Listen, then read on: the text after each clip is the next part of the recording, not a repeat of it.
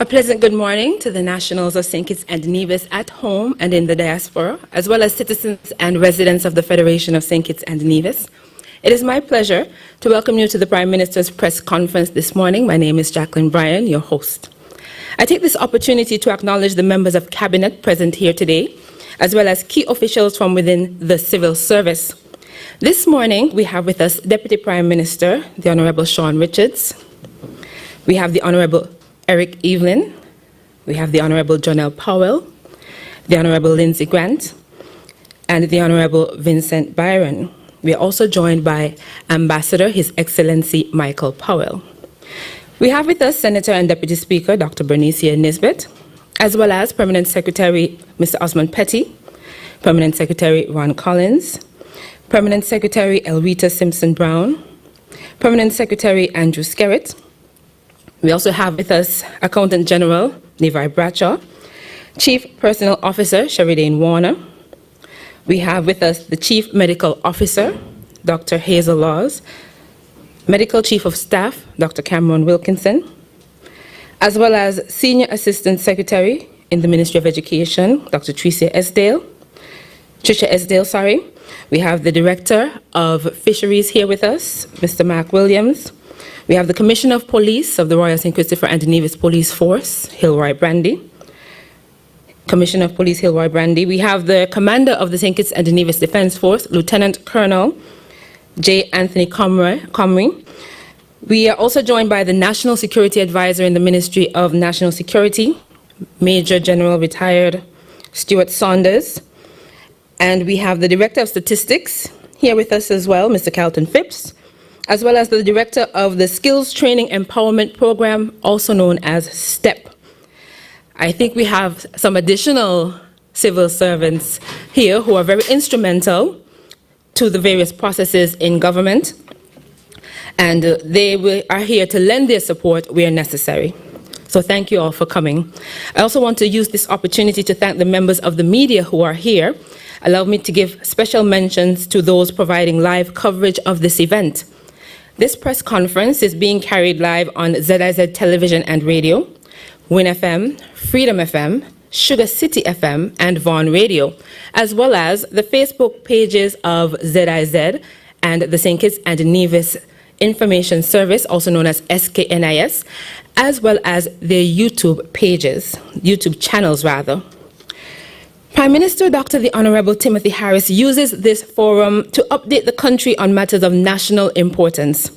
This press conference also provides representatives of the various media houses an opportunity to ask questions on behalf of their various audiences and raise concerns or issues that would have been discussed on their various programs.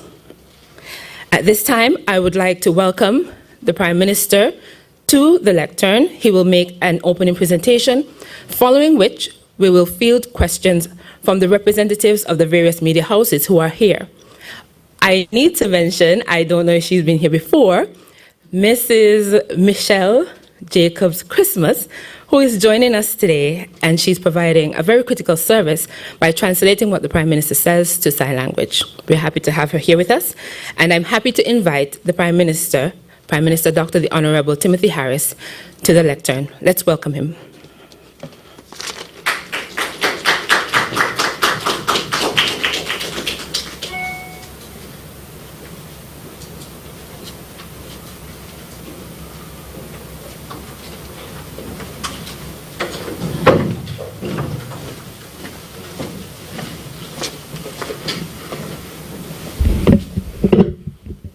Good morning.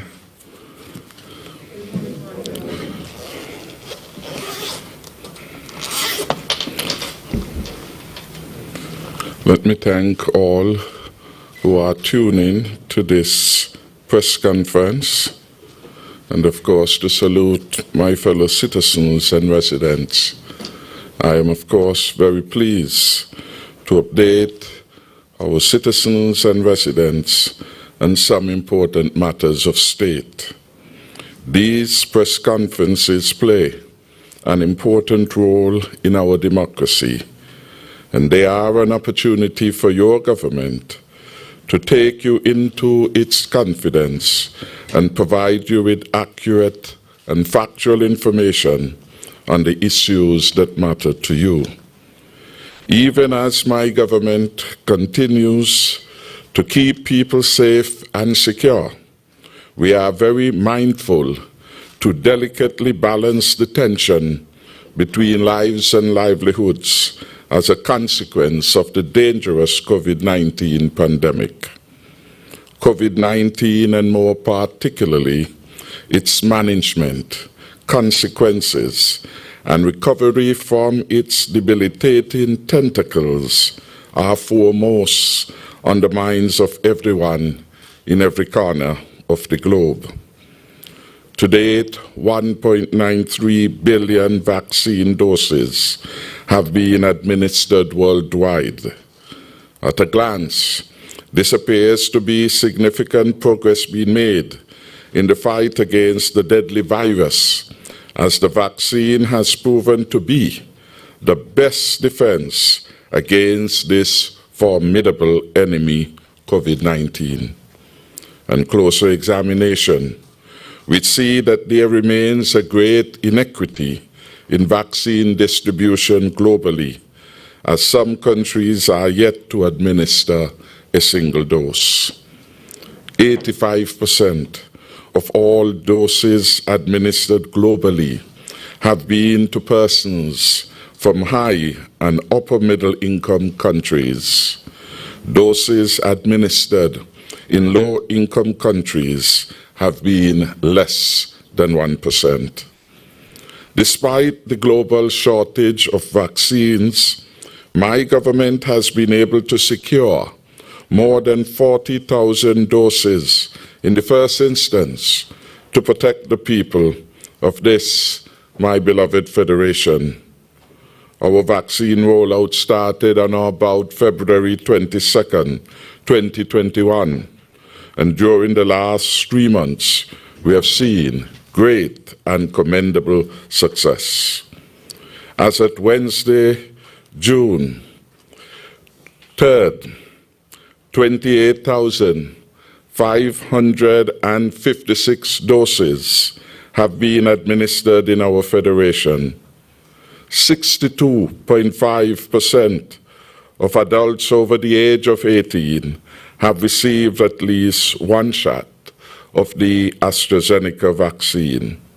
In addition, 24%, or 7,920 adults, are now fully vaccinated, having received their 2 doses. With the vaccine providing significant protection against COVID-19 and significant risk reduction from severe disease, hospitalization, and deaths, we are well positioned in this leg of the fight against the pandemic.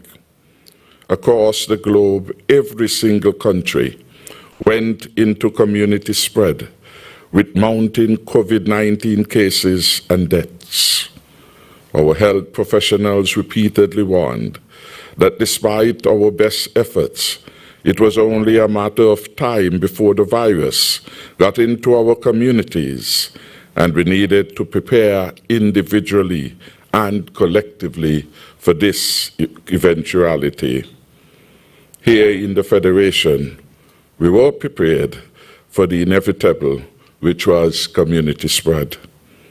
It is your responsibility to use the non-pharmaceutical measures such as social distancing, hand sanitizing, and wearing a mask to protect yourself and others. Your government procured vaccines to protect you and those who are unable to protect themselves. It is the best defense we have in our arsenal in the ongoing war against COVID-19. I am happy so many of our citizens and residents have heeded the call and came out in their numbers to be vaccinated. Kitishans and Nivishans continue to exercise good judgment in protecting themselves, their loved ones, and their communities. So far, more than 62% of the nation's adults sent a strong message that they listened to the facts, they believed in the science, and they went forward to be vaccinated. They understood that in a pandemic, time wasted could result in lives lost. In addition to the fight against the novel coronavirus, we have been fighting another pandemic, best described as the pandemic of misinformation. False information, willfully and maliciously peddled by some locally and abroad to retard the progress we have made for their own personal agenda and selfish short-term political gains, must of course be condemned. I am happy that so far, more than 62% of the adult population simply said no to the misinformation and propaganda.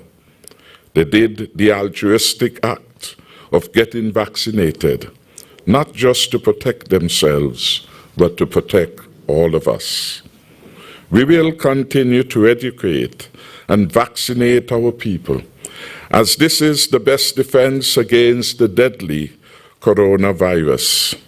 Our public education and COVID-19 has been the most elaborate and convenient, engaging persons in their communities, at churches, at their workplaces, by regular briefings and through hotlines. We have adopted an all-of-society approach, and everyone's constructive effort is always, I repeat, always welcomed. The task force has engaged every interested entity, including sport associations, hoteliers, political parties, among others.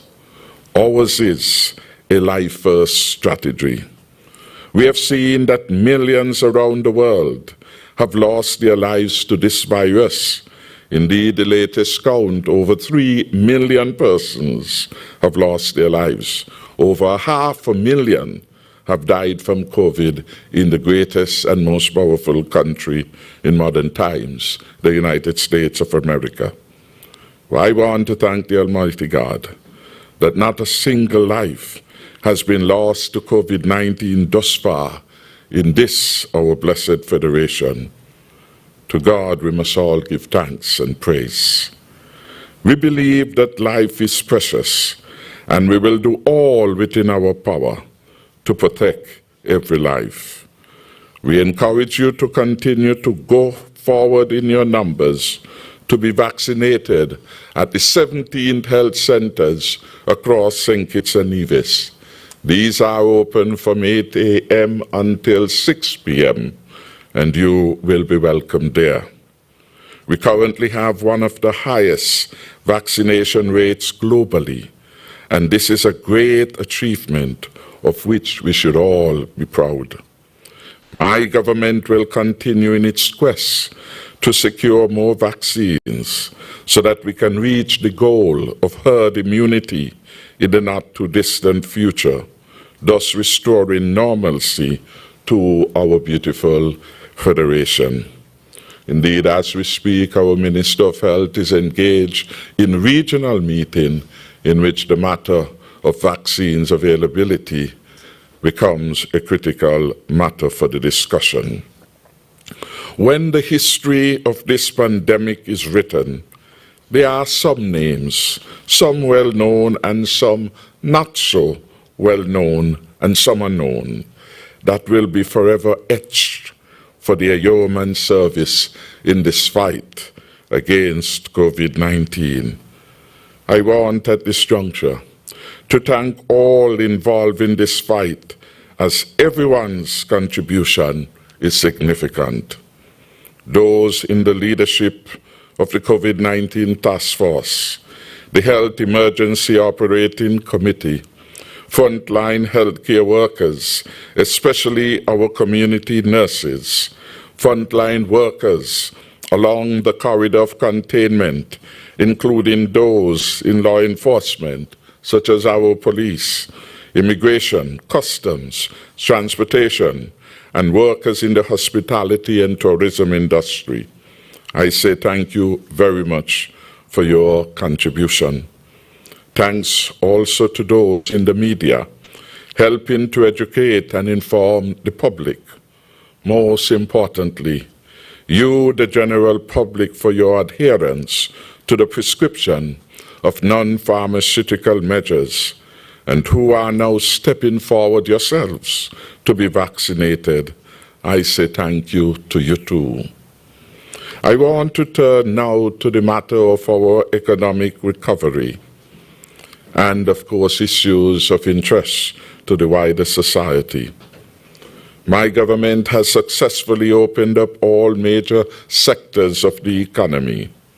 I will now examine the situation of our main economic drivers in brief.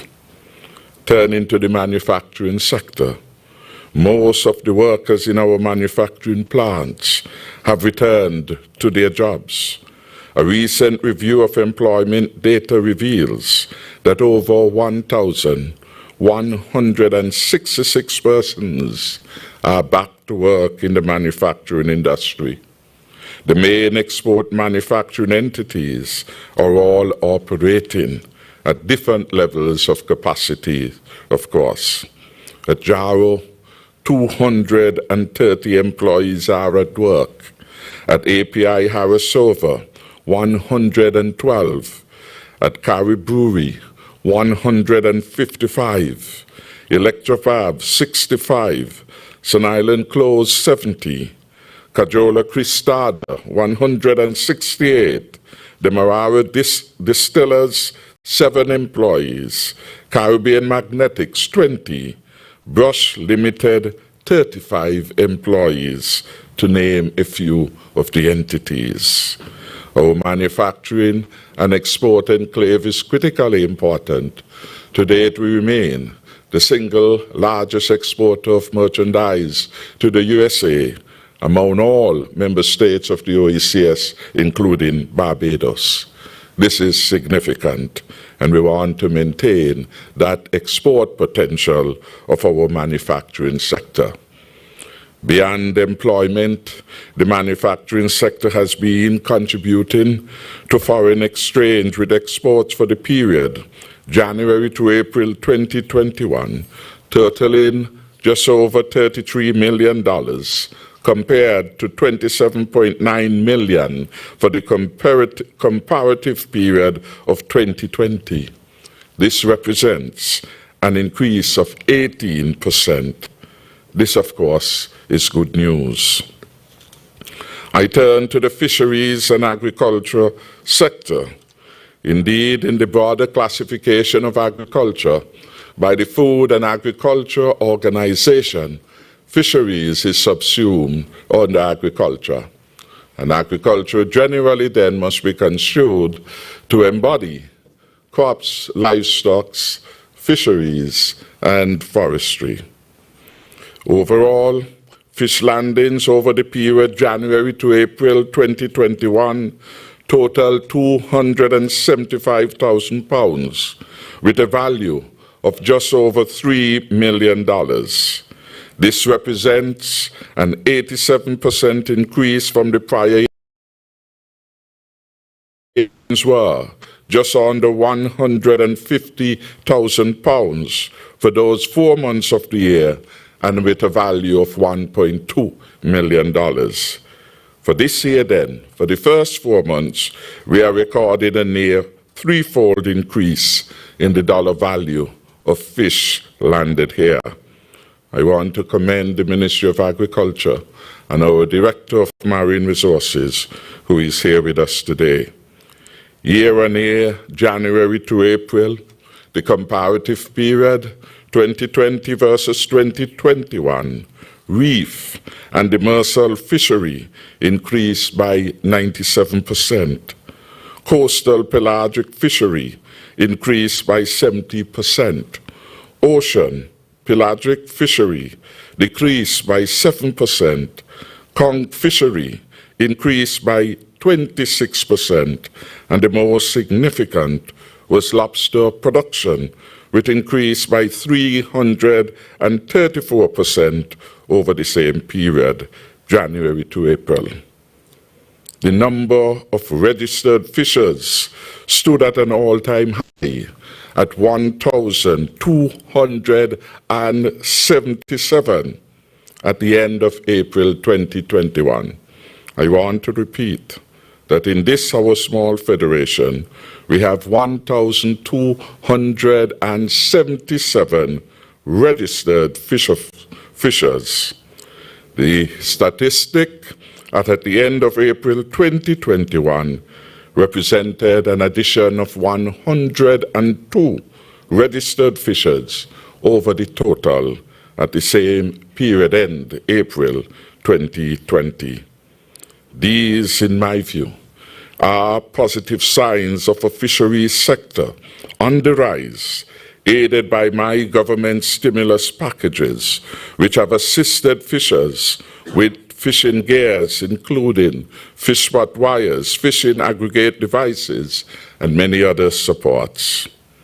During the period under review, overall, our livestock production increased by approximately 66% in 2021 when compared to the comparative period of 2020. The combined value of livestock commodities increased from just under $500,000 in 2020 to $760,322 in 2021. Again, we are looking at the first quarter in the context of livestock output. The increase was attributed to the provision of resources made available through the COVID-19 stimulus package for the agricultural sector, and we have extended that stimulus by $5 million for the budget year 2021. During the period under review, overall crop production fell by about 10%. Despite this decline, significant gains were realized in cabbage, cantaloupe, onion, sweet potato, tomato, watermelon, and yam production. Cucumber production remains steady. I want to remind all of us to continue, or to start if we haven't yet been doing so, to support our farmers and fishers by buying local produce. At the same time, I want to remind our farmers and fishers to do the best they can on prices and quality. It's always a good strategy at times to reduce the price and make your customers happier. Long live our farmers and fishers. Turning briefly to the tourism sector, the cruise tourism will get started shortly, and we expect a much better summer season for cruise than last year. Indeed, last year we had the total lockdown during the summer period, and so cruise tourism literally disappeared. For this year, we have several visits on record, which are expected to begin shortly. In terms of education tourism, this is still strong, with over 1,000 students already repatriated to St. Kitts and Nevis to pursue their studies. This, of course, means more income for landlords, for operators of buses, for our restaurateurs, and all the variety of businesses which these students and their professors would patronize. Movie making will be consolidated in St. Kitts and Nevis, and interestingly, we have been able to host one principally at the Park Hyatt facility below deck, and the anticipation is that 6 will be produced by MSR Productions. When we asked Philip why he had chosen St. Kitts and Nevis as the top place to begin the filming of his movies, he said he was pointed to Barbados, and indeed he was in Barbados when he finalized his decision. He had been pointed to the Dominican Republic, which has an excellent record in film production, and he had been appointed elsewhere.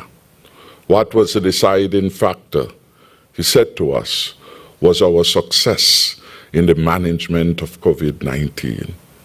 COVID-19, in the end, gave us many challenges and difficulties, but it has provided us now with an opportunity to build out a movie-making industry. So this is one of the upside, if there is any, that we could point to coming out of the COVID-19 pandemic. Several hotels are on track to open in the latter quarter of 2021. Of course, that will bring some permanent jobs to those who have an interest in working in that industry. Turning to the construction sector, which is one of the most significant contributors to our economic growth, we are encouraged by the increasing confidence of our private sector in the economy. We are well aware that TDC's Joa's housing project is moving apace. The luxury villa project at the Royal St. Kitts Hotel is progressing well, and ground has been broken on the start of Plaza 2 at the Royal St. Kitts Hotel in Frigate Bay. The St. Kitts Cooperative Credit Union is soon to start a housing project at Douglas Estate. In fact, it was expected to have been launched, I think, earlier this week or last week, but an account of the resurgence of the COVID-19, the principals determined that they will postpone the groundbreaking event. The project, of course, like all projects, will receive my government's full support. Our cabinet on Monday considered an exciting support development project for Eastern Port Sante involving inter alia, a car park development, marina, and hotels. There is still much more to be done on this project before it becomes ready for formal action by Cabinet, but the concept is a good and interesting one. It shows the continuing attractiveness of St. Kitts and Nevis to investors. Indeed, these private sector projects will be complemented by our public sector capital projects. I have some more good news to share. Wellington Road's apartments are now set for allocation in the not-too-distant future. 24 apartments have been built with the strong support of PDV St. Kitts Nevis Limited, which provided grant and loan financing. In a similar vein, we anticipate that the Petrocasas housing project in Mansion, which is also being constructed by grant funding, would be ready for allocation in the not-too-distant future. I want to turn to some labor issues, and for the record to reiterate that the Team Unity government has been a model employer. I am pleased to report that despite the financial and economic challenges resulting from the COVID-19 pandemic, the government of St. Kitts and Nevis has been able to fulfill its payroll obligations to all of its employees, including both monthly and weekly paid, and to all pensioners. Indeed, this government has not laid off a single employee on account of COVID-19. My government's payroll supports some 3,908 monthly paid employees, 1,124 government auxiliary employees, 1,346 pensioners, over 6,400 persons directly depend on their government paycheck month after month. To this burden, we must add, while the total payroll disbursement by the government and St. Kitts and Nevis from January to May, covering these three categories: monthly paid employees, government auxiliary employees, and pensioners, is a whopping $115,399 and $399,183.25. I'm not too sure why the Accountant General gave me with that precision. So to make it more simple, the total payroll from January to May 2021 is $115.4 million. You add to that the STEP programs, which employs around 3,000 persons, and the bill for the year so far is another $21 million. And all this is taking place in the context of a significant decline in the inflows from taxes as a result of, for example, our stimulus package, where we waive certain taxes, where we reduce some by as much as 50% in the case of unincorporated business tax, we reduce corporation tax by some 28% or thereabout. In the context of those reduction in taxes, the government continues to carry on its payroll close to 10,000 persons in St. Kitts and Nevis. And for over 12 months, not one day did we miss paying them. This is our story of prudent fiscal management from 2015 to the present. Prudent fiscal management. Across the globe, COVID-19 accounted for the equivalent of 255 million job losses.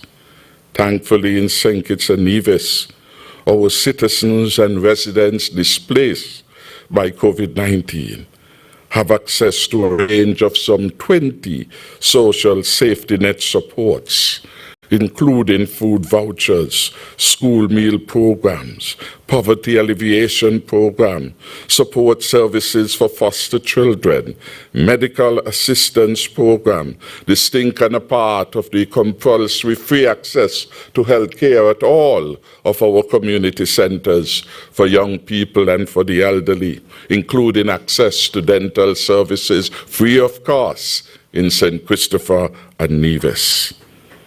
Assistance with school uniforms, books and examination fees paid for by this government, even in the context of a most dangerous pandemic that has turned even the most powerful country upside down. For 2021, we have budgeted about $35 million for the social safety net relief and public assistance. Most popular being, of course, the Poverty Alleviation Program, which we introduced in 2018 to provide income support to those households which were in dire need. For the year so far, January to May, the popular PAP program, as it's called, has paid out $13.4 million. And since the program started in December of 2018 up to May 31st, 2021, the total amount processed by the Accountant General is $70.3 million. No other government before us has been as generous in its support to the working poor and as astute in its fiscal management. To date, 2,892 severance claims have been received by the Federal Labor Department on behalf of employees both on the island of Nevis and on the island of St. Kitts.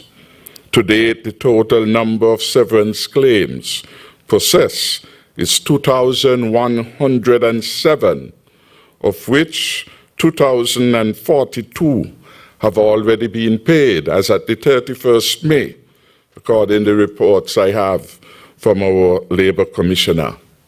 And she advised that 65 are pending. The total amount paid out for severance payments by the federal government is a whopping $33.4 million as at May 31st, 2021. $22 million has been paid out from the federal purse to employees who work at entities in St. Kitts, and $11 million had been paid out to employees who worked at entities on the island of Nevis.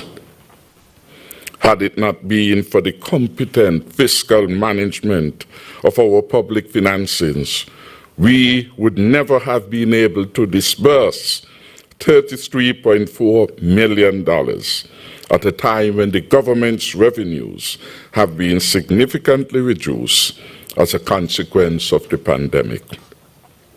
I must commend the Labour Department for its work so far.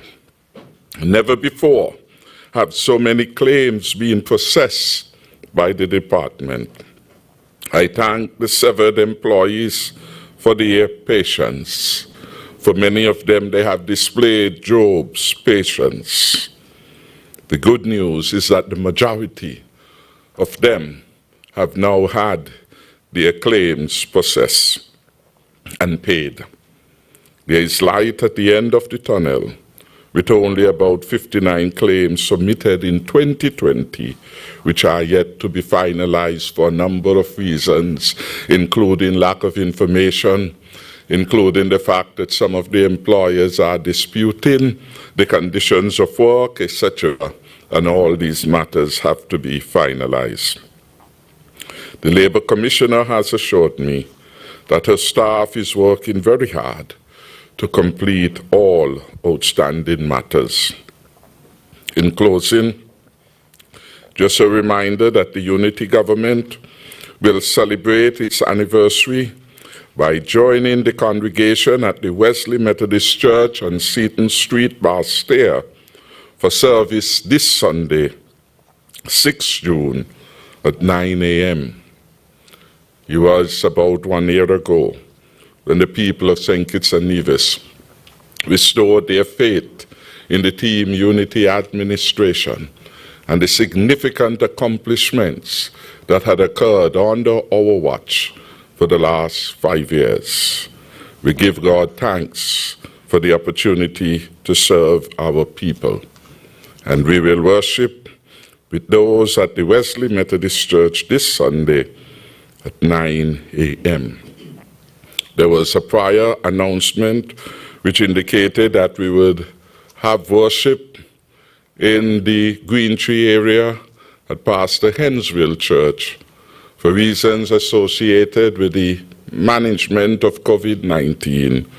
We have changed location to another church with a larger space. So, do not go to the Faith Tabernacle Church this Sunday. In fact, the church is closed. We will go to Wesley Methodist, 9 a.m.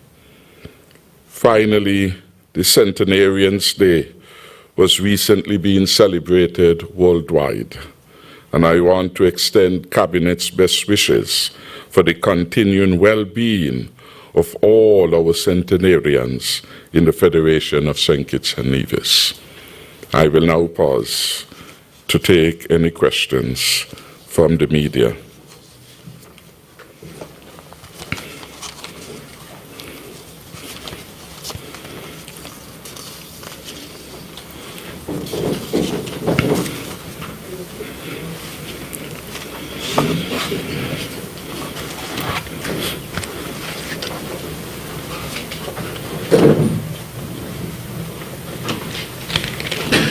Good morning, Devon Cornelius, 1FM.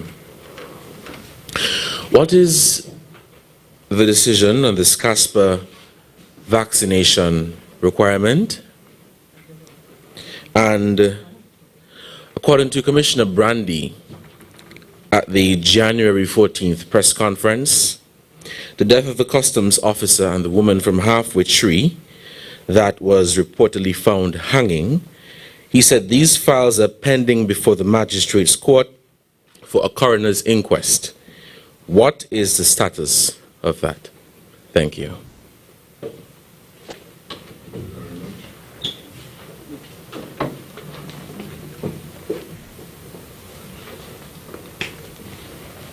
Good morning, Glenn Bart from SKN Newsline. Mr.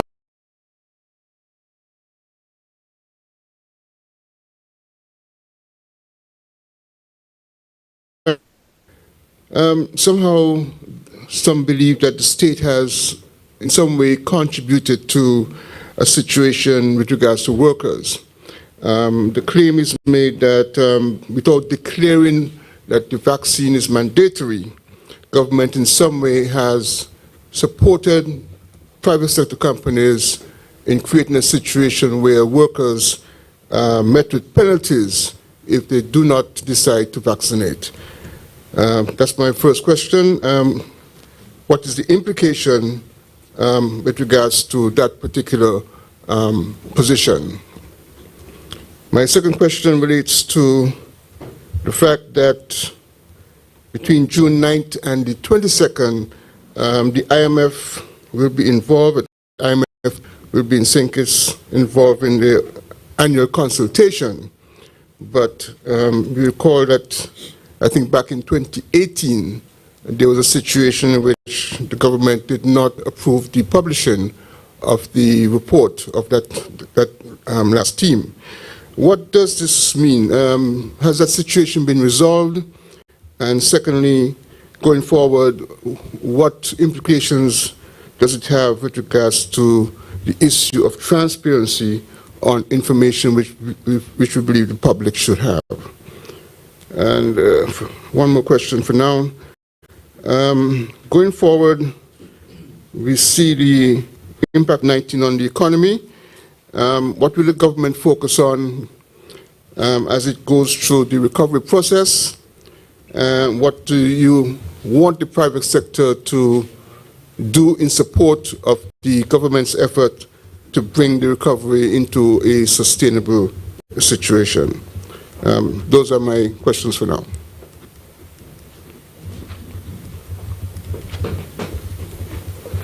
A pleasant good morning to everyone. My name is Shanique Harvey from ZIZ News. Now that community spread is confirmed in the country, will it delay the official reopening of the country in October? And secondly, for persons who receive their first dose of the vaccine from the final batch, if the time for the second shot elapse by the time the Federation gets received another batch of the vaccine, will those persons need to start the vaccination process all over again, or will it just be them getting their second shot? Thank you. Thank you. Lashawn Dixon, thank you, Serious Observer. With community spread confirmed now in St. Kitts and Nevis, how would that affect our ability to welcome cruise ships coming up as early as next month, and as well as hosting CPL and other major events?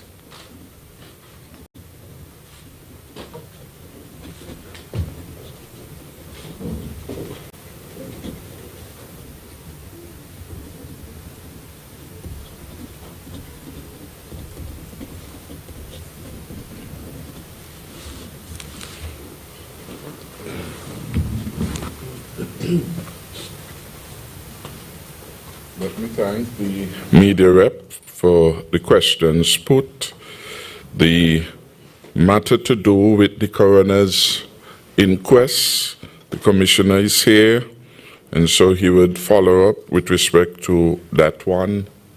The matter to do with the SCASPA vaccination requirement, the minister responsible is the Honorable Insa Grant. He will address that one. The matter raised with respect to private companies and imposing penalties on workers that did not vaccinate, I am not sure that there's any formal complaint before the Department of Labor. The minister responsible, the Honorable Wendy Phipps, says that they have none. So we can't substantiate that claim. We make the point that for safety in the workplace, everyone should be encouraged to be vaccinated. We make the point that those who are at workplaces who are vaccinated, they are in fact concerned that some of their fellow workers, for no good reason known to them, have determined that they will not take the vaccines. They will not afford themselves of the protection, and therefore that refusal would put every other employee at risk. So there has to be a balancing act. Clearly, every employer must undertake such actions that are reasonably required to protect the safety of his or her workplace. The government has never had any meeting with any private entity in which they discuss their specific initiatives to, as it were, deal with the situation of hesitancy at the workplace. We encourage every employer to do their utmost best to ensure that every employee is vaccinated. Similarly, the government itself has urged all of its employees to get vaccinated, to protect themselves, to protect their families, to protect their co-workers, to protect all of us, and eventually to help us get the economy back on a proper footing in the not too distant future. And persons are working along that. So that is the situation with respect to that. I want to make it absolutely clear that my government will never support, and I personally will never support, any injustice against any worker, whether in the public sector or the private sector. I grew up with a father who was a trade unionist, a father who taught me how to take notes of the grievance at the workers, as he would have gone forward each October to present the case of the sugar workers with whom he worked at every conference of the labor union. So I understand. I have a feel for an injustice, and I will never support an injustice against an employee. So that is my personal stance on it. The government itself has been deliberating on this matter, and the government is awaiting a policy position from the Attorney General. Every statutory corporation and every entity of the government would therefore require to wait the determination of the government, because the cabinet has to provide the lead. And every state enterprises owe an inescapable connection by law to the government that in a sense is the only shareholder of these entities. But in this country we cannot be indifferent to what is taking place all over the world. In this country we cannot be forgetful that when this virus came way back in March 2020, the advice was we continue with our non-pharmaceutical measures, and that the only way we were going to protect ourselves and our country from devastation by COVID-19 was through vaccination. That still remains the answer, the most powerful tool in the arsenal in this war, because COVID-19 represents an existential threat to our lives. It's over 3 million persons have died, and where the vaccines have applied, as they have been under the Biden administration, we have seen significant control in the pervasiveness of the COVID-19. And therefore we encourage all,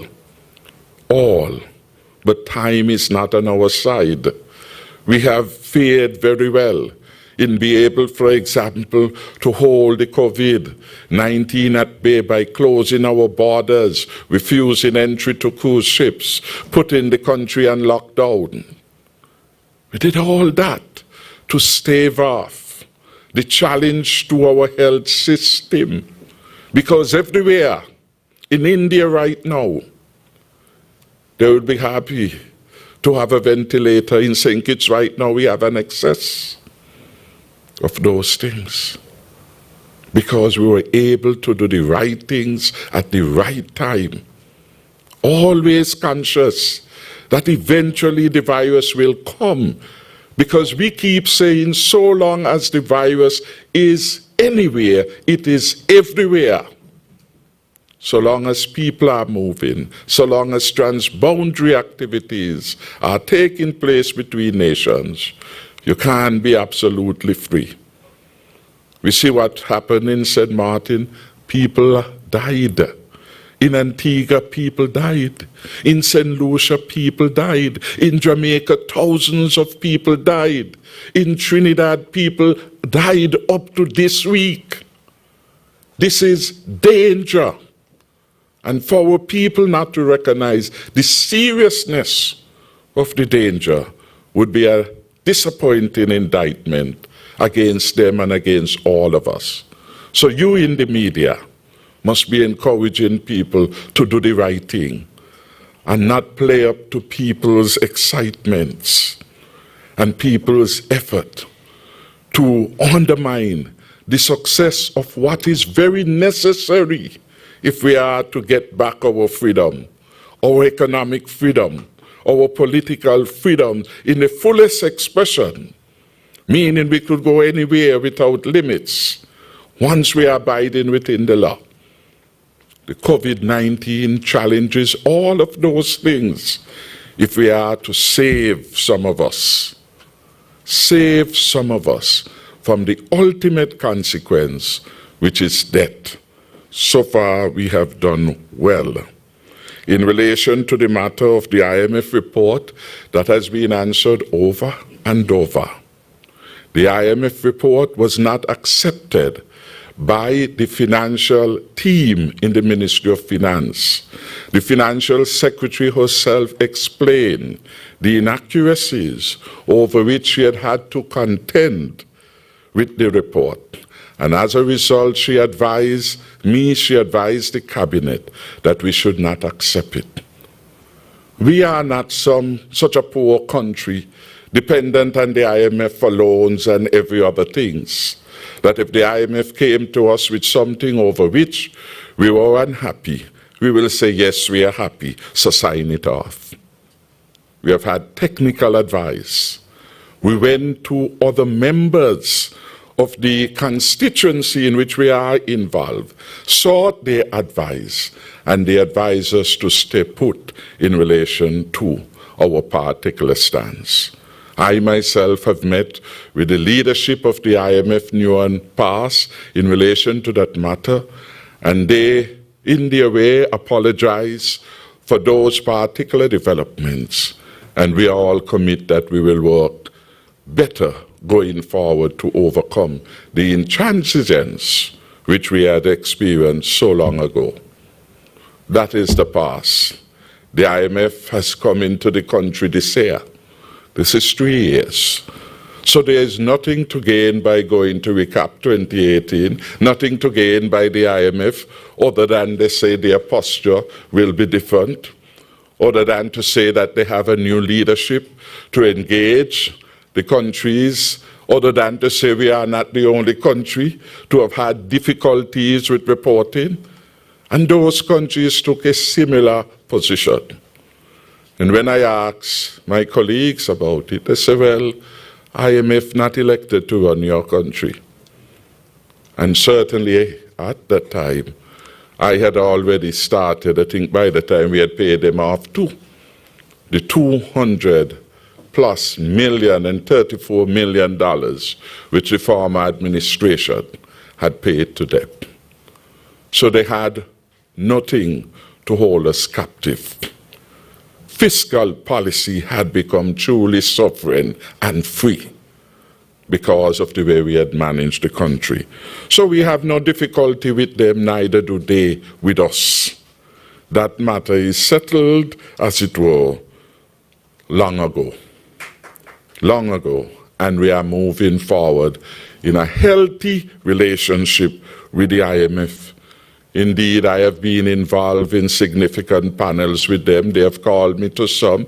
I didn't have the time because the exigencies of managing this small, complex country have overweighed me, and I therefore did not have time to deal with some of the matters in which they wanted us to provide leadership. In terms of the private sector effort, the private sector of the country is critical in getting the country back to work. The private sector should be the springboard from which new ideas would spring, new opportunities are realized, and a consistent devotion to constructive engagement in national development should come from.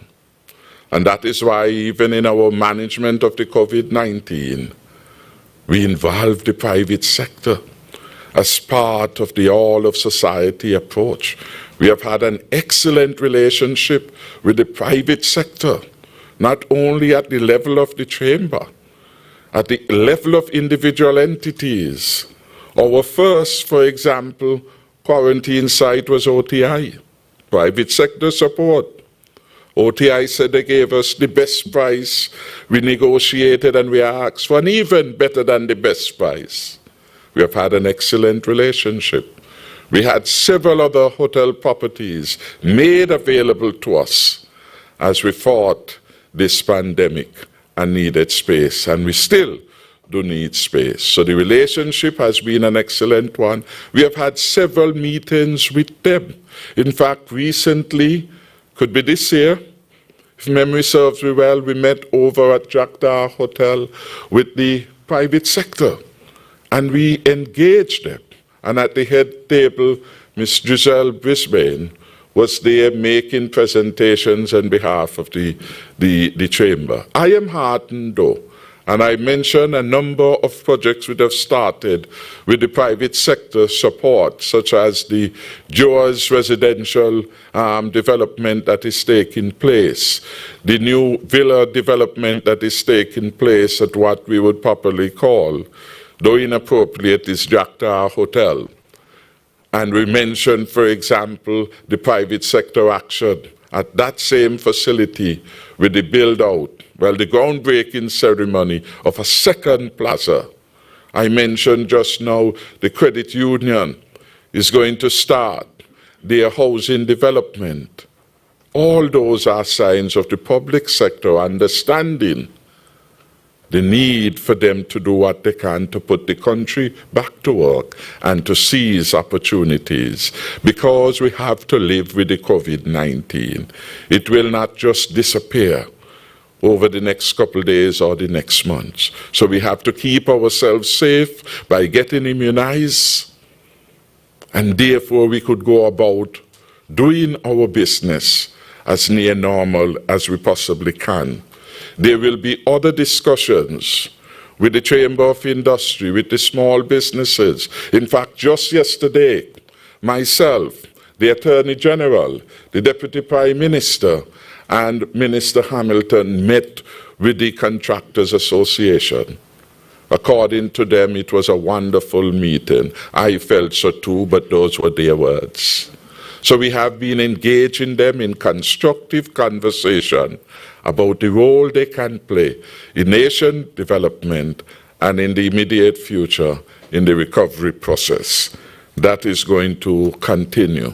What I would like to see is really more investment leading to more jobs. More jobs mean more incomes, mean our people can go about doing the things that they would normally must do. And they can be a happier people in St. Kitts and Nevis. So, commendation to all in the private sector. The Shami, do I get it right? Shami Clark? Shanique Harvey. I'm so sorry, but it's a lovely name. So Ms. Harvey asked the question in relation to the vaccines and the time frame. We have several doctors here, but the lead personalities in this matter would be our Chief Medical Officer, Dr. Hazel Laws, and we have Dr. Cameron Wilkerson, whose names have already been etched in the history of the first chapter in terms of the pandemic. I would invite them to come forward to deal with those issues, the issue of community spread, how does it affect the cruise ship. When Minister Grant comes, she will address that, but just to say again, life continues even in all of this. And St. Kitts and Nevis, among all independent states, has the best record in the region in managed COVID-19. The cruise ships are going to Barbados. People died there. They had community spread. They had spread in the prison. They had it everywhere. They are going to St. Vincent and the Grenadines. People died there. They had their share of clusters and community spread. Community spread is part of the natural projection in the life of the virus. They had it in the United Kingdom. They have had it in Europe. It is everywhere. As I said, it's part of the natural trajectory, and it's a question of how long you can contain its movement from one stage to another. We have our health experts. They will deal with that and any other related question on the vaccine. Thank you.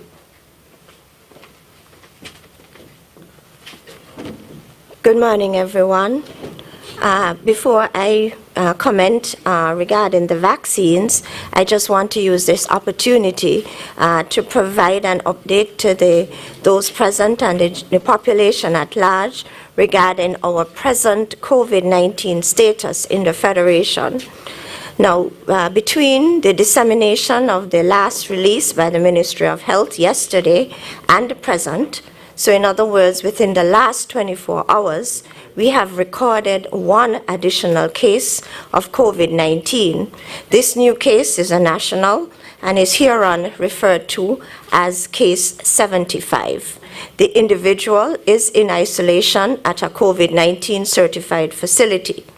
This case brings the total number of COVID-19 confirmed cases to 75, with 61 cases for St. Kitts, 14 cases for Nevis.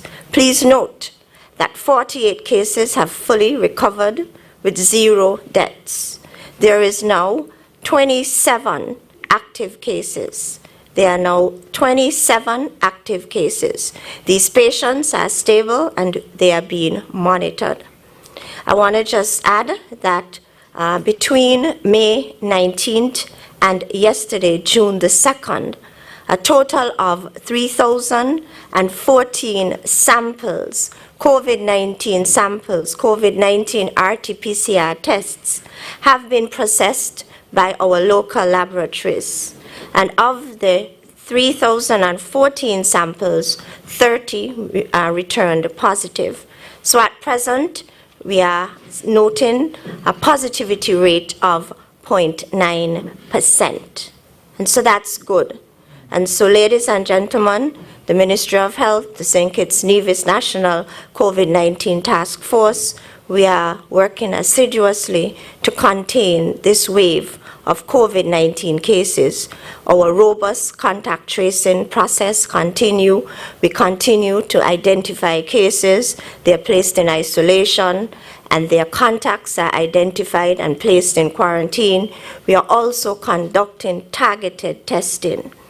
Our Honorable Prime Minister just shared that 62.5 or 63% of the target population is already covered with 1 dose, and 24% of the target population fully vaccinated or covered with 2 doses. Now, with respect to the specific question about vaccination, so individuals who would be showing up at the health centers this afternoon, June 3rd and beyond. You will be given, if you're a new acceptor, you will be provided your first dose, and then you will be given an appointment, a 12-week appointment to return for your second dose. And we are confident that within that time period, we would receive the next batch of vaccines. So I repeat, as of today and beyond, any new acceptors, persons accepting the vaccine for the first or receiving their first dose, you will be given an appointment, a 12-week appointment, to return for your second dose. And we are confident that we would have the next batch of vaccines prior to that. Now, there are a number of persons who are holders of appointments for their second dose. Their second doses are in the refrigerators and awaiting their return for their doses. Thank you. In relation to the question about community spread and whether or not that would retard the opening of the country, let me first say that we said all along it was only a matter of time before we developed community spread. It was inevitable. And so when it happened, we were not surprised, but we were prepared. Now, unlike many other countries across the globe who developed community spread, rising cases and death, and had to vaccinate themselves out of it, including the great United States, including the UK. We were prepared such that we were able to keep the virus at bay and had our population sufficiently vaccinated such that when community spread occurred, we had a significant proportion of the population vaccinated. You heard that about 62.5% of the population have received their first dose, and that gives them a 76% protection against severe disease and death. You heard that 24% of the population is fully vaccinated, and that gives them 100% protection against death and an 84% protection against severe disease. And also, there's a significant reduction in the chance of one passing the virus onto someone else, between 63 to 83%. Now, yes, we are in community spread, but we follow science and we follow the data. And the CMO noted that from when we had the outbreak, we've had 30 positive cases, and in the testing, we've done 3,014 tests, which gives us a positivity rate of 0.9. Now, what does that mean? When the positivity rate is high, it means that the virus is circulating in your community. And the World Health Organization recommends that if you have a positivity rate greater than 5%, then it is not time for you to be relaxing or opening up your country. We have a positivity rate of less than 1. That is 0.9%, which means that we are getting a handle on the control of things. And so with this low positivity rate and the very high vaccination rate that we have in the Federation of St. Kitts and Nevis, there should be no retardation to the progress that we have envisaged. And so I don't see this being a hindrance to us moving forward with the opening. What is important, though, we keep saying that individually and collectively, we all have to play a part, because sometimes persons will come and ask, why don't you close down the country? But then I ask, why don't you put on your mask? Why don't you hand sanitize? Why don't you go and vaccinate, knowing that the vaccination is what has proven scientifically to get us out of this situation, and that the vaccines are safe and effective. And so the solution and the gate towards opening is in all of our hands. We can singularly do what is necessary. And the last point I want to make is this. This virus, your action affects every single one. If you are hypertensive and decide not to take your medication, that affects you and you only. And so you have a choice whether or not you take your medication. But if you have a disease that is highly infectious, yes, you may choose not to vaccinate, but I can choose not to be in your space within 6 feet so that I can catch the virus. So if I have a private office, and I know that if you come into my private office and you infect me and my staff, I would have to close down my business for 14 days and might go out of business, not be able to pay my mortgage, not be able to feed my family. I have the decision to make whether or not I would allow you in that business. And so with choices comes consequences. And so we can't say we can voluntarily decide not to get vaccinated, but you want to impose your risk on me and my business and my family and the country. Thank you. Ladies and gentlemen, I want to use this opportunity to underscore the importance of the COVID-19 prevention and control measures. So in essence, the virus is circulating, and once we leave our homes, we need to protect ourselves from the virus. You need to place your face mask on. Keep it on over your nose until you get back home. You're going into a workplace, a business place, please wear your face mask and hand sanitize. Now, we are providing oversight to the contact tracing, and so a lot of contacts, they are working in business entities, government offices, and there are implications in terms of persons in those entities having to go into self-quarantine or go into quarantine at a government facility for 14 days. And so you need to protect yourself and even prevent yourself being traced and have to go into quarantine. So it's very important you keep your face mask on, keep a bottle of hand sanitizer in your possession at all times, make sure your hands are sanitized after touching high-touch surfaces, and maintain an adequate distance between everybody. As of now, consider everyone positive until otherwise proven, and protect yourselves from them. Thank you.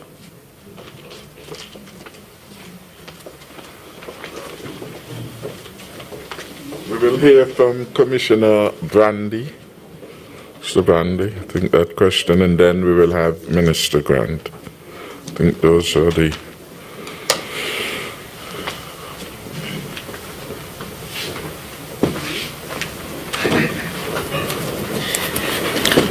President, good morning.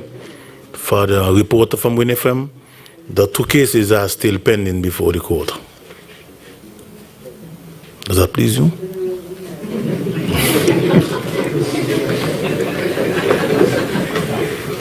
Minister Grant.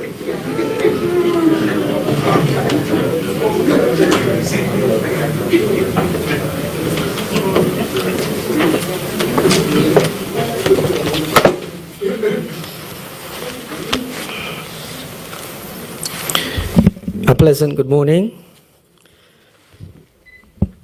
I understand the question to be, what is SCASPA's vaccination requirement? I first want to indicate that the matter pertaining to SCASPA and its vaccination policy was posited to the staff in excess of 2 months ago. At that meeting, the staff knew that on June the 1st, certain requirements were going to be put in place. As far as I can recall, being there, the only pushback at the staff level was to whether or not, when they were going to do the RT-PCR test, who was going to be responsible for the payment thereof. SCASPA is run by a board of which I'm not a part. The board came to certain decisions because they recognized that the throughput at the ports of entry was very significant. 150,000 plus through the airport, 1 million plus through the seaport. And hence they were on the front line of the persons who would come into direct contact with the most exposed persons. In fact, as I speak, 17 of the workers at SCASPA are in quarantine. In fact, as I speak, we have an intrusion of positivity in shed number 2. As I speak, there is a particular company in this federation which interacts on a daily basis with SCASPA. The entire staff is in quarantine as I speak. I would like to adopt what Dr. Wilkinson said in his last minute or two of his presentation, which is, at the end of the day, I, as a vaccinated individual, will now have to ask myself if I'm going to allow an unvaccinated individual to come within my space. As I said, SCASPA is an independent entity. It is not directed by the cabinet as far as I'm aware. And I can also say, on the last occasion in which the Attorney General spoke, the Attorney General knew that that matter was not a new matter, and it was a matter that was in that domain over a month.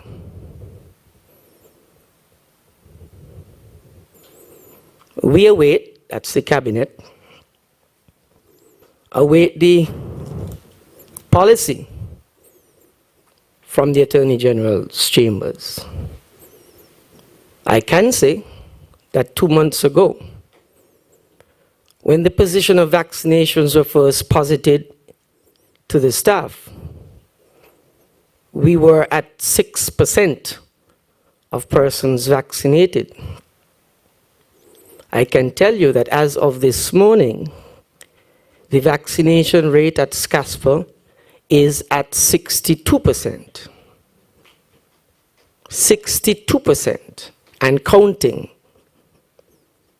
I suspect the very next time that I'll be here present, I can say to you, we are at 70%. And I can say to you, it is by no magic that we got to this position. It is because individually and collectively, SCASPA recognize that the country collectively is bigger than us individually. And so I leave it there.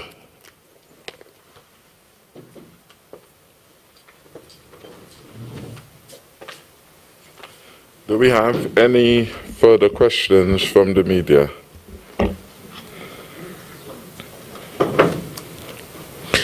Good morning again, Devon Cornelius, WinFM. Is the government considering any relief for the arts and entertainment industry, particularly for those registered entities and individuals affected by the COVID-19 restrictions? And in regards to the response by Mr. Grant, it was not quite clear, so just trying to seek some clarification, because I'm looking at the Facebook page of the St. Christopher A&C Post Authority, and there's a notice here, if I may, it says, the St. Christopher A and Seaports Authority, SCASPA, wishes to advise the public that effective June 1, 2021, all persons wishing to conduct business at the port's facilities, both A and C, must present proof of COVID-19 vaccination or a valid negative RT-PCR test taken within the past 14 days. It says this decision has become... That road, please, sir. Pardon? Let's not go down that road. The cabinet has not endorsed that policy. Right, so I'm asking for clarification. Right, so there is no endorsement of that policy. Right. And that has been communicated to SCASPA. The Attorney General will develop a policy from which all entities will get their guidance. All state corporations will use that as their guidance. That is where we are at in that one. Thank you. Okay.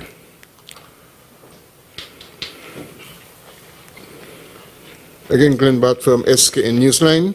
Mr. Prime Minister, the SIDF, that foundation, could you comment on its current status and how is it now contributing to the diversification of the economy, given the fact that COVID-19 has made such a big impact on the economy? What is its current direction?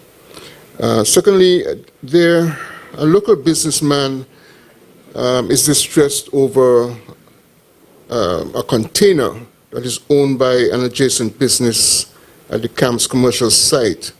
He told SKN Newsline that he reported that safety issue, that safety hazard to the planning unit, which then wrote to the owner of the container indicating that the container is in an illegal position. He said, however, 6 months has passed and the container has not been removed, and the gentleman said he's losing business because of the hazard to his employees and to customers. He does not know what else to do, and he has asked us if we can assist him, and so we are asking on his behalf, since the owner of that container apparently or seems to have ignored the planning unit directive, what else can this businessman do? Finally, my questioning, considering the existence of the tripartite arrangement on matters involving the workforce in St. Kitts and Nevis, how would you respond to the claim made by a representative of the Trades and Labor Union that they have not been included in decision-making processes with regards to the COVID-19 policies, while the Chamber of Industry and Commerce has been included in decision-making on matters related to the workforce? Again, your response in the context of the tripartite arrangement that exists. Thank you. Thank you. Hello again, Shani Carby from ZIZ News. Are there any plans to procure any other vaccines apart from AstraZeneca? I believe I saw a report that Jamaica and I believe Guyana getting Johnson & Johnson. And this question is from Minister Grant. Can we have an update on the arbitrary proceedings over the second cruise pier construction, please? Thank you.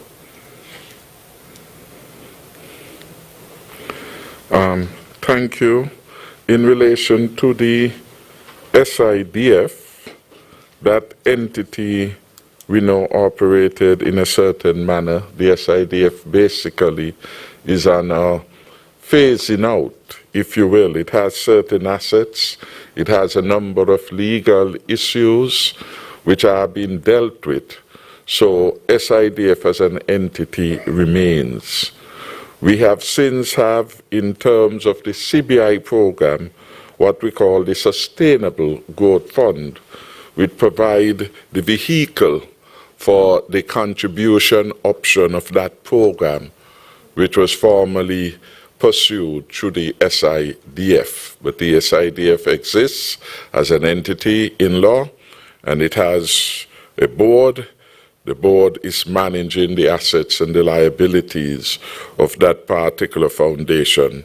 Largely, some legal issues involving the loan to Christoph Harbour and several other issues of that nature. The SIDF would have lent some resources, and those resources have to be recouped. So that process is taking on its course.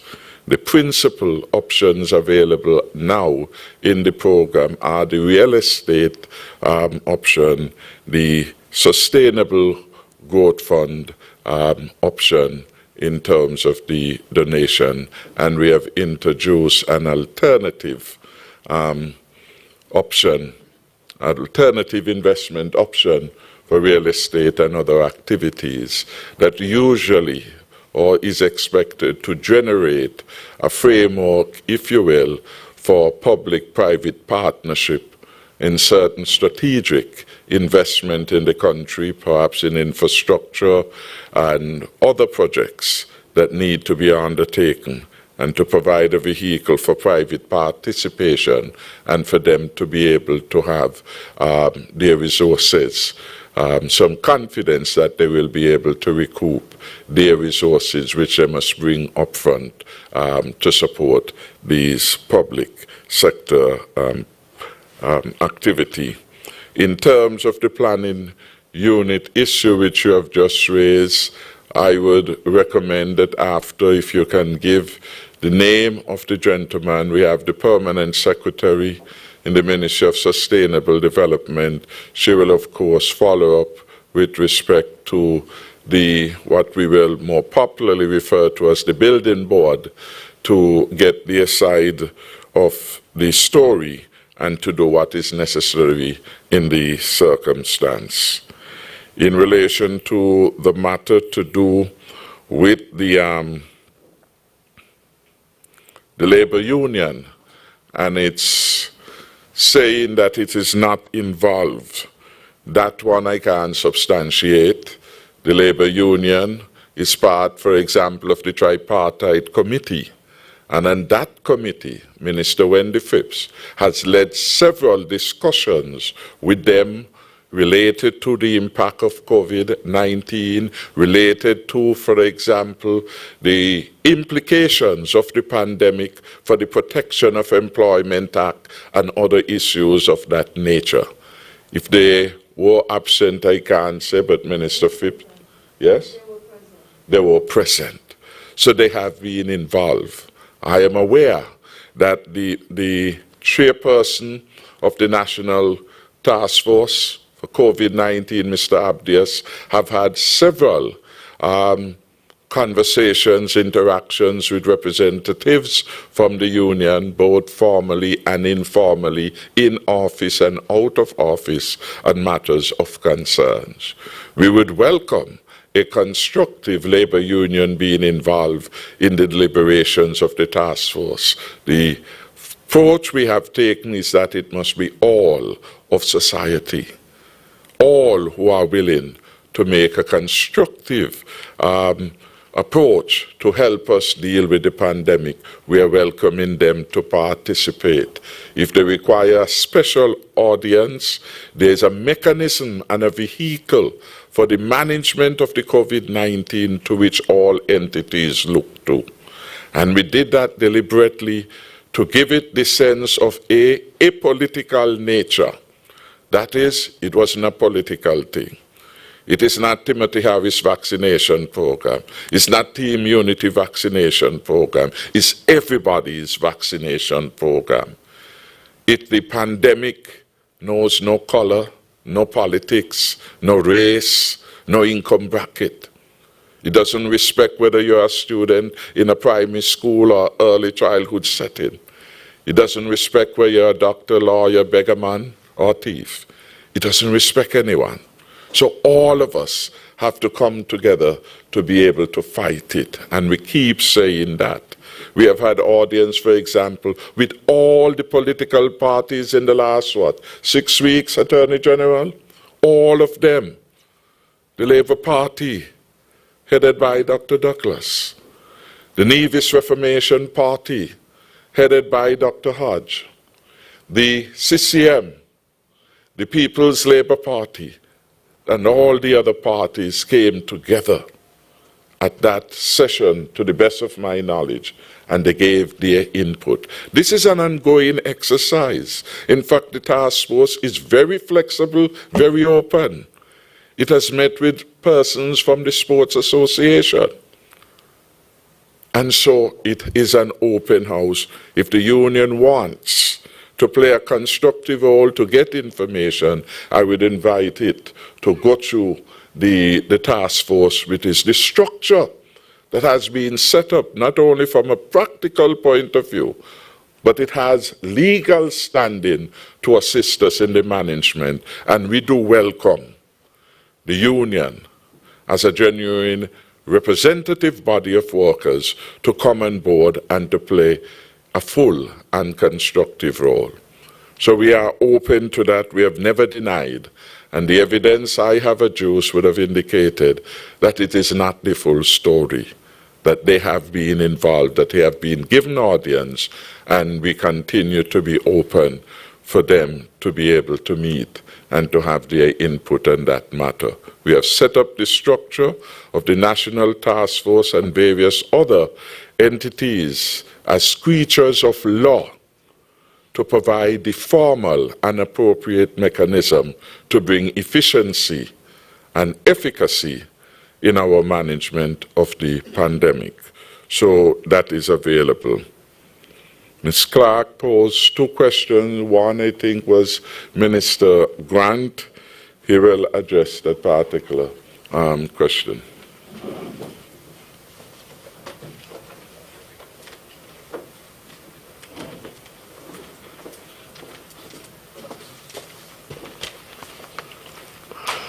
Good morning again. I think the question really was to give an update on the arbitration, was it that? As it stands now, we are awaiting the decision from the arbitrators. We are expecting it any moment now. They had indicated that the decision would come back to the end of May, early June. So I suspect any time now we'll await the decision from the tribunal. Thank you. There was a question posed, however, with respect to the cruise industry and how are we going to favor now that we are into community spread, I think it was. The question was, we have been in a dialogue with the cruise industry over several weeks and months. In fact, St. Kitts and Nevis, we had put the position forward to them many months ago that if we were to begin or to restart the industry, we would only do what we termed bubble tours, which meant that we have, I think, about 4 or 5 signature tours. For example, a Brimstone Hill, Panoramic View, Caribel Boutique, I think, tours. Those we are going to do in a bubble, meaning the tours will be booked and the persons exiting the ship will go from the ship to the particular mode of transportation to the facility that's providing the bubble tour. So for example, if it is Brimstone Hill, it's from the ship to the mode of transportation to Brimstone Hill and back. Now, we had several months ago or weeks spoken to the persons who are within that bubble, for example, a Brimstone Hill, and were assured that all the persons who would be working on any particular day by, let's say, Brimstone Hill, will all be vaccinated.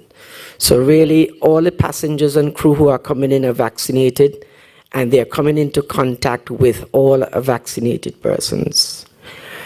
The normal case prior to COVID was that they come off the ship and they integrate into Port Zante and into Bastia.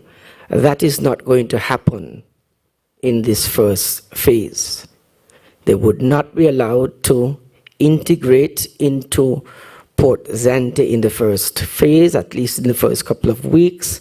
Neither are they going to be able to integrate into Bastia.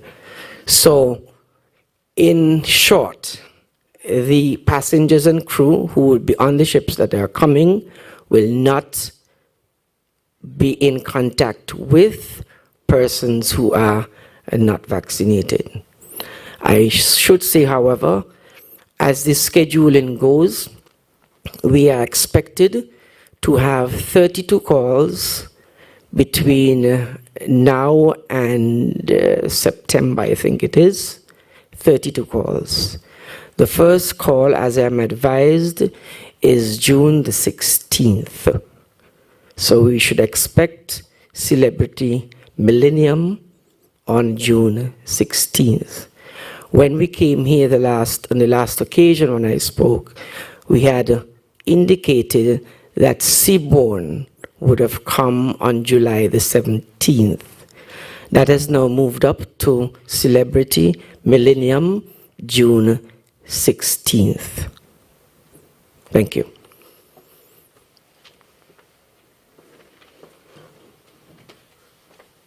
Thank you very much, Mr. Grant, for answering those questions.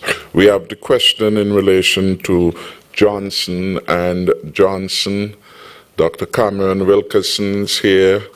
He will have something to say on that, and I will invite Minister Nisbet, who is just back from a meeting, to add any further insights with respect to this particular matter after. All right. I just want to put the answer to the question into context, because sometimes we ask questions and they are looked at in a vacuum. To date, you heard that 1.9 billion doses of vaccines have been administered into the arms of persons, and of these 1.9 billion, only 0.3 have been administered into the arms of persons from low-income countries, and some countries have not started their vaccination program. So we here in St. Kitts, we have been fortunate. You have also heard that the best vaccine is the one that you get when you show up for your vaccination. And here in St. Kitts, we are only using WHO-approved vaccines. And so the vaccine that you get, it is safe and it is effective.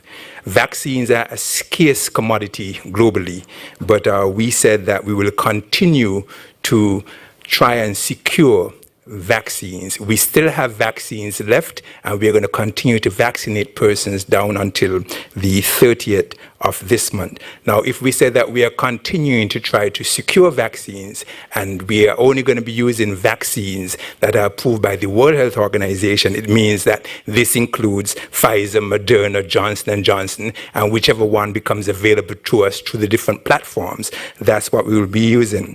Just a couple of minutes ago, a news flash came out saying that the Biden administration will be donating about 80 million doses of vaccines globally. 75% of them will go through the COVAX facility, of which we have signed on to, and 25% will go to areas around the globe that have been hit hardest and are fighting with this crisis. When I scroll down to see whether or not we'll qualify for those persons in the 25%, I did not see our name there, because we are doing well compared to a number of places around the globe. And so we need to put things into context. And whether after the 30th of June, we get Johnson & Johnson, Pfizer, Moderna, we will be thankful. But what we don't want is to say we're going to get X now, and that becomes the news line, and people start to speak about, oh, they prefer X, Y, and Z. As I said, the best one you get is one that is World Health approved, and when you show up, you get it into your arms. I have family who live in the United States. When they have their vaccination date, they don't know when they show up whether they're going to get Pfizer, Moderna, or Johnson & Johnson. They're thankful for what they get when they show up. We need to be thankful here.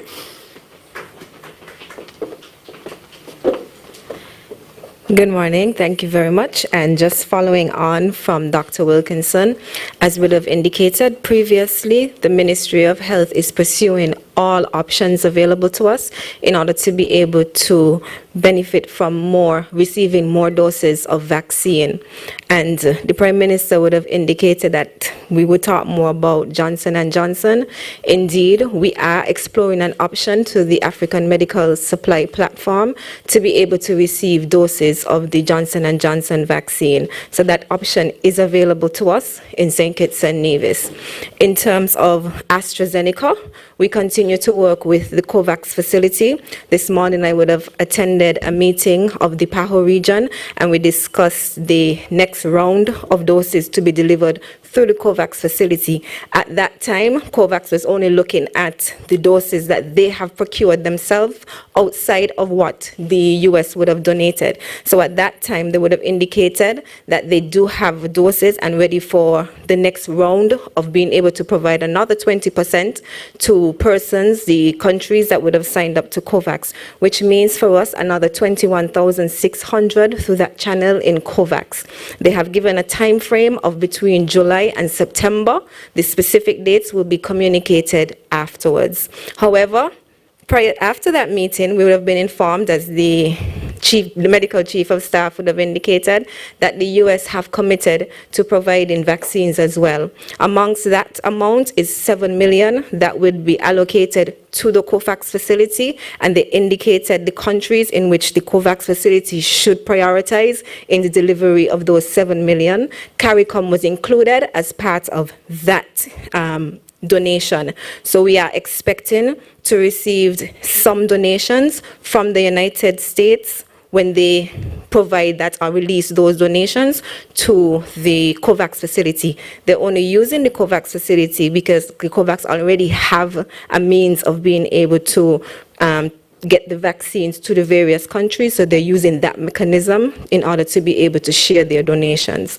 And so those are the options that we have available to us in terms of being able to receive vaccines. There's another option that we're looking back through a donation as well, and so as we get more information on that one, we will be able to give more information. And that is why the CMO would have indicated that she's positive that we will be able to receive doses so that persons who have their first dose now would be able to receive their second dose within 12 weeks, because all information is that we would be able to receive some doses. As a matter of fact, the US said the 7 million would be available by the end of June. So we should be expecting some word on that soonest.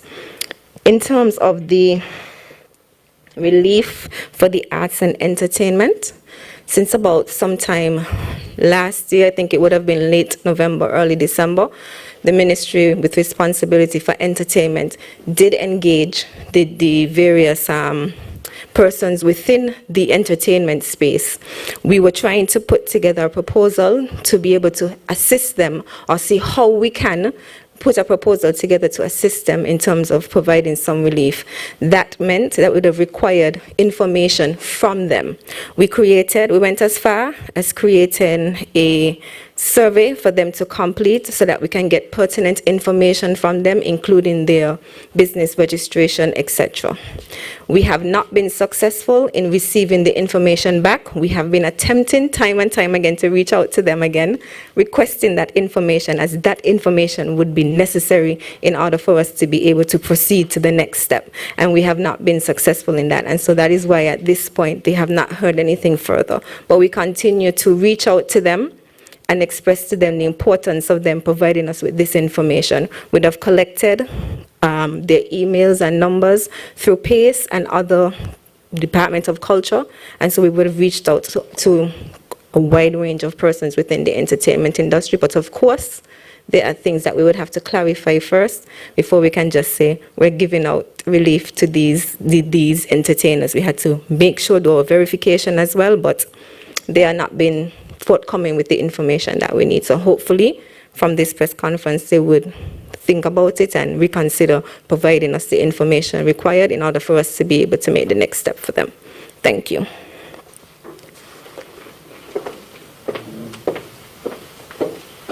Thank you very much, Minister Nisbet.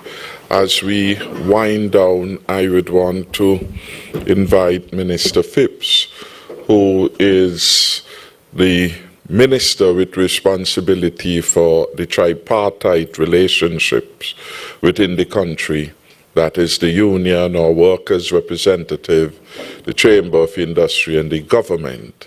So her ministry leads on that, and she has been involved with some of the high-level discussions there as they relate to COVID, to perhaps give a perspective on that.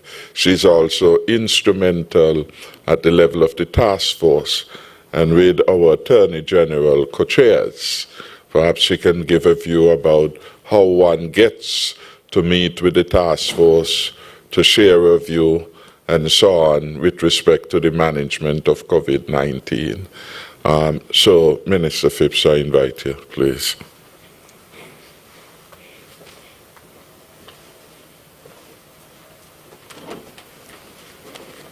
Good afternoon to everyone. The Prime Minister, in my opinion, would have done a very clear job of explaining the role of the COVID-19 task force insofar as being accessible to the rank and file of our community in terms of persons who would be wishing to explore certain options in terms of activities that can be held, policy formulation at the organizational level. We have met with sports authorities and various other groups. We have met with the private sector. We have also met with NGOs throughout the course of the life of this task force, which is now going into approximately 15 months. To reinforce what he has already said, insofar as the comment or concern or complaint, whichever way you want to look at it, from the St. Kitts Nevis Trades and Labor Union is concerned, the same open door policy exists. Nevertheless, the Prime Minister is also correct in that the National Tripartite Committee on International Labour Standards is the appropriate vehicle through which concerns relative to development of COVID-19 policies should be channeled. Since assuming the post of Minister with responsibility for labour in June of last year, we would have met regularly with the National Tripartite Committee. Of course, we would have wished that we could meet more regularly, but at the same time, we are in the middle of a pandemic, nevertheless, and all of the members on that National Tripartite Committee, which is made up equally of representation from the private sector, representing employers, workers who are represented by unions, and then the government's interests or labor administration being represented by the Department of Labor. And we would meet occasionally as is necessary to look at international labor standards, the application of same, considerations with regards to the ratification of new conventions, reporting on the core conventions to which St. Kitts and Nevis would have become signatory over time ever since our joining of the ILO in 1996. And of course, naturally, the COVID-19 pandemic would very much have been a front and center topic of these tripartite meetings since they began around August of 2020. I think, if I'm not mistaken, the most recent of those meetings would have also been held in the month of May. The matter of the COVID-19 pandemic, of course, would have been an agenda item at the insistence of government, largely because of the lessons we are learning coming out of the pandemic, insofar as its impact on our current labor laws are concerned. At the front end of his presentation, the Prime Minister would have mentioned the sum of in excess of $33.7 million, I think, that has been spent out in severance claims. And that brings me to the point of the legislation as it relates to the labor laws in St. Kitts and Nevis, because the core piece of legislation, which is the Protection of Employment Act, would speak to the eligibility of applicants to access the severance payment fund once they have become displaced, and that period of displacement extends beyond 12 weeks of a layoff. As a result of that, we would have looked carefully at the current formulation. The legal department, led by the Attorney General, is assisting us in that measure. And even though we would have had the Protection of Employment Act in place since 1986, of course, no one would have envisioned a pandemic at that point. But it is what it is, and it is now facing us. And as a result of that, we have recognized that there are certain loopholes in the legislation. We are also recognizing at the same time that now is also the time to deal with a postponed matter, a protracted matter, in the development of an unemployment insurance fund that has been on the table for several years, being led by the Social Security Administration. And that too, when completed, would have given relief, and if it was in place before, would have also provided relief for those persons in excess of, I think, 2,500 applicants thus far, give or take, that have accessed the severance payment fund for relief. Nevertheless, I say all of that to say this, and that is that we have put before the Tripartite Committee the need for the amendments that are critical to the Protection of Employment Act. We would have gone even further in terms of sharing with them a preliminary list that has not even gone to Cabinet yet, but was open in the interest of transparency for the Tripartite Committee members to look at as some of the areas where we would wish to address the loopholes that exist in the law. Some of these loopholes, for example, would require us to look at matters of failure to give termination notices, and yet at the same time, persons are still being eligible for severance. The law provides for that, but at the same time, we would wish that that would be tightened up. There are other issues such as persons making multiple applications when they have multiple employers, but not necessarily a case where those employers may be compliant in terms of their obligations for Social Security, in terms of the payments of contributions to workers. We've also looked at other issues such as seasonal work, because in the eyes of the law, persons who are employed on the basis of seasonal work are not eligible to collect severance, because it's understood that it's contract work. For example, a construction worker working on a house where a builder promises a homeowner that you're going to finish it in 7 or 8 months. Yes, you expect that a project of that nature has a finite life, but then at the end of the project, it should not be an issue of severance. So it should be contract driven. So these are some of the loopholes that we are looking at, and at the same time looking at the ongoing impact on the severance payment fund that would have been brought about in 2014 by the institution of the long service gratuity, for which the previous government did not make any provisions at capitalization. And as it is right now, it is only applicable to workers in manufacturing and the hotel sector. That is also something we are looking at. Should it be something that should be open to all sectorial workers, not confined to just the hotel sector as well as the manufacturing sector? And all of these issues we have put, in the interest of transparency, out on the table for the benefit of every member of the Tripartite Committee to look at. So again, as the Prime Minister indicated, if, for example, the Trades and Labor Union, who represents a sector of our workforce, because they're not the only union in this country, they're also not the largest union, and by definition of the ILO, they're also not the most representative grouping of employers in the country by virtue of the contraction of their size. We have an open door policy. All that is required is for the Trades and Labor Union or any other interested party to simply officially write to the chairman of the COVID-19 task force, explain your issues, and then request an audience. And once we have met and discussed it, the appropriate audience would be granted with the full cohort of the task force present. So we welcome any and all who would wish to meet with us. Thank you.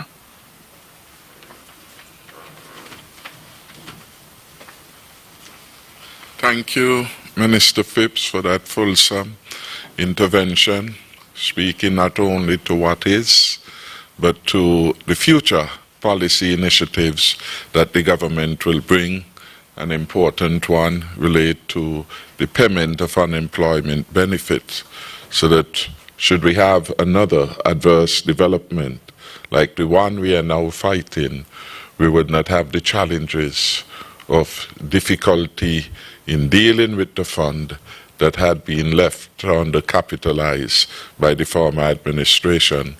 We have invited actuarial support in a revision of the severance fund arrangements to see how best we could put that particular fund at a better place for the people of St. Kitts and Nevis. One of the areas that has been impacted significantly in recent weeks has been our education sector as a result of the COVID-19. I therefore want to invite the Minister of Education to make a brief input as it relates to education and more particularly our school.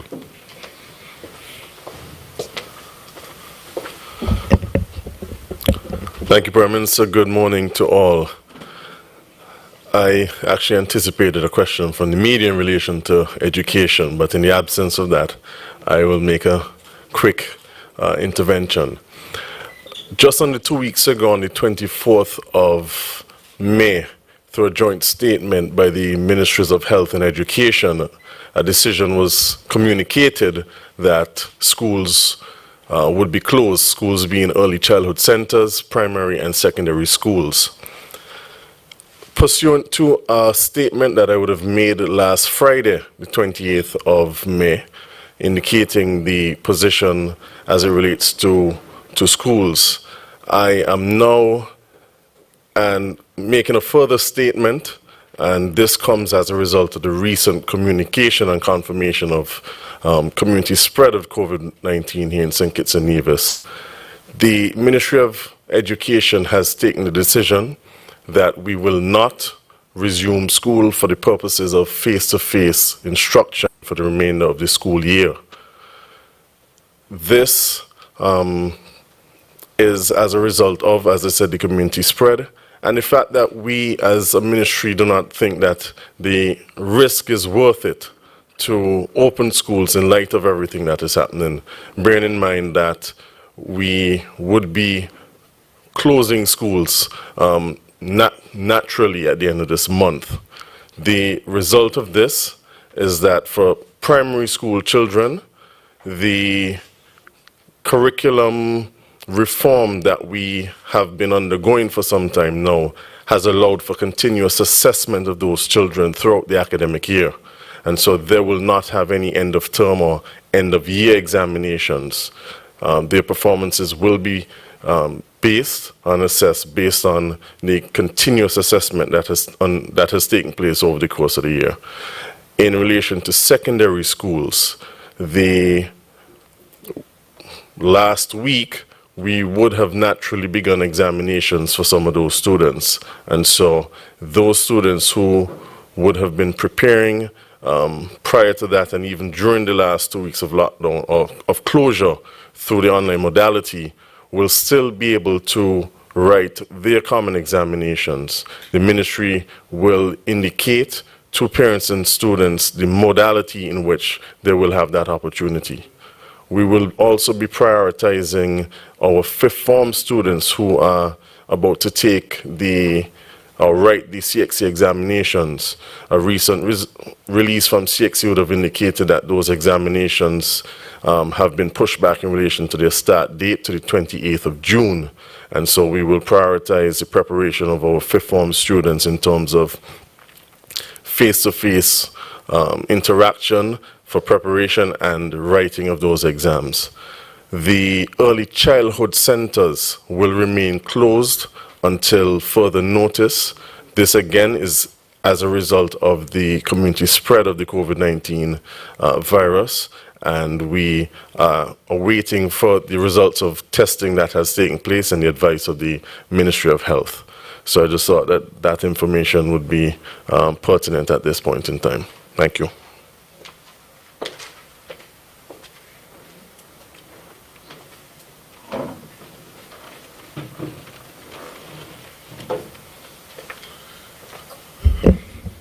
Thank you very much. We have come to the end. I want to thank the representatives of the media who have come forward and who have helped us in better informing the residents and citizens of St. Kitts and Nevis.